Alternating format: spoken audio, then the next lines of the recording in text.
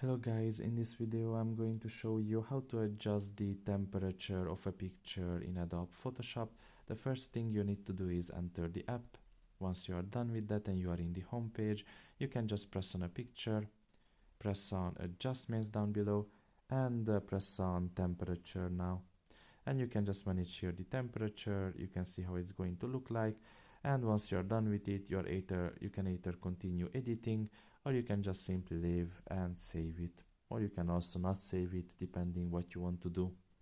So that's pretty much it really. I hope this video was helpful to you. Thank you for listening and see you next time. Bye bye.